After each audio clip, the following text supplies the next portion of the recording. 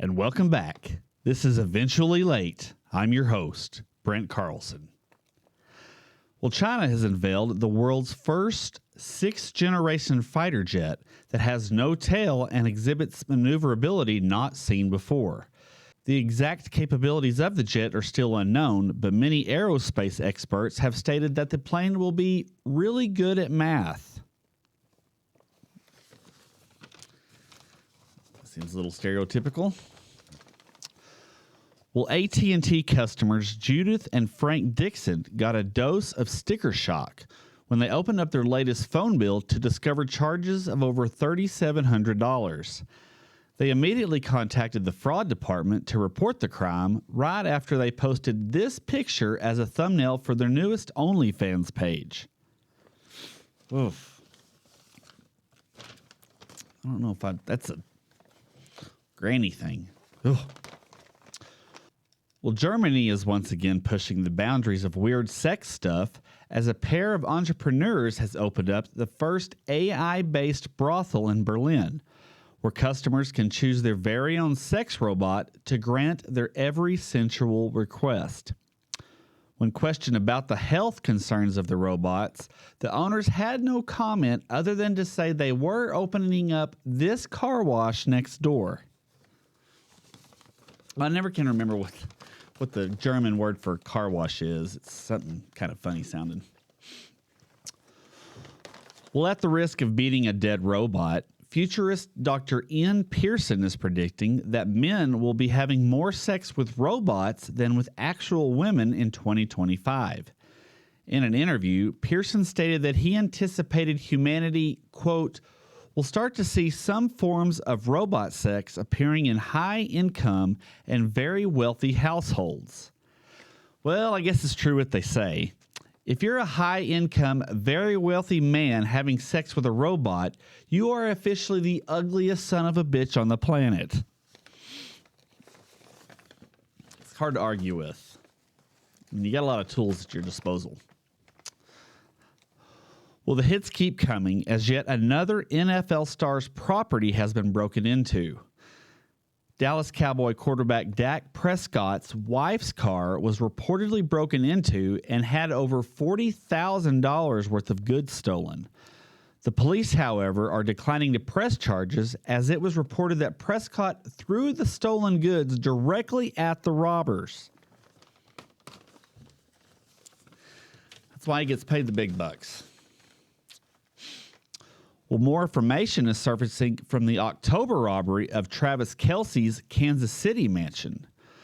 Among some of the sports memorabilia that was stolen, reports surfaced that over $100,000 worth of jewelry was taken from the property.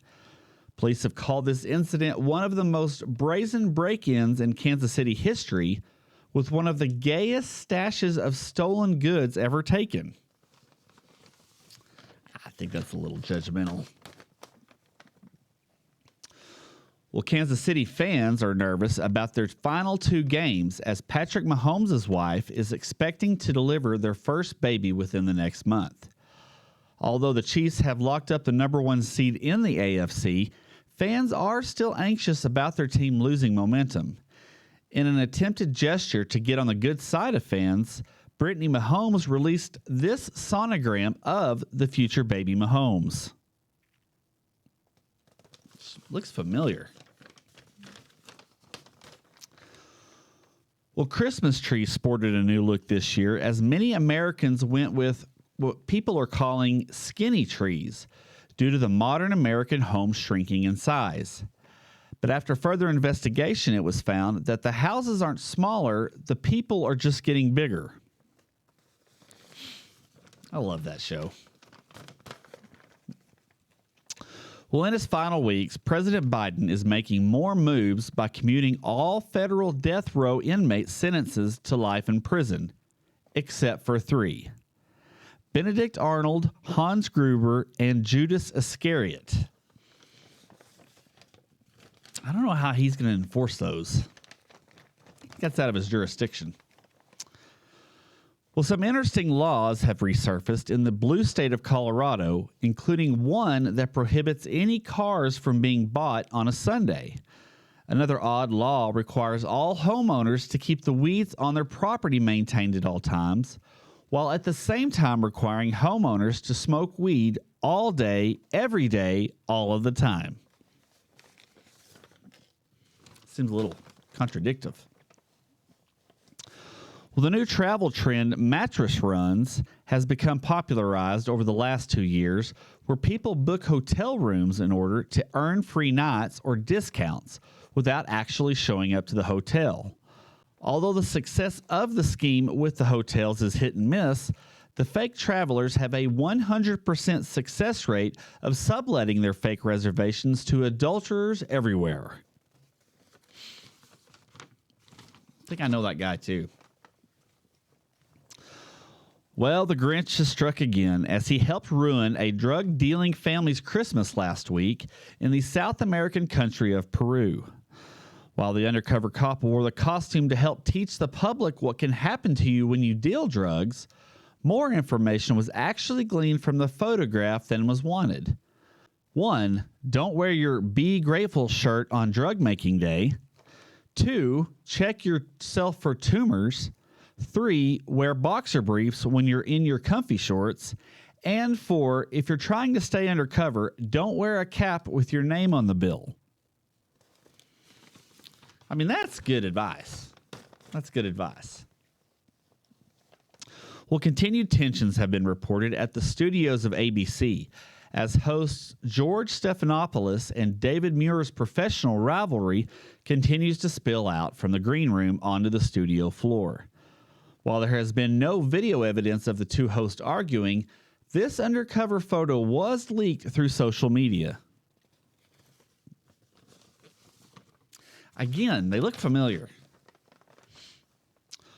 Well, cancer doctor Ray Mack is releasing the study of his face age test that allowed him to give cancer treatment to an elderly patient who is deemed too fragile to treat.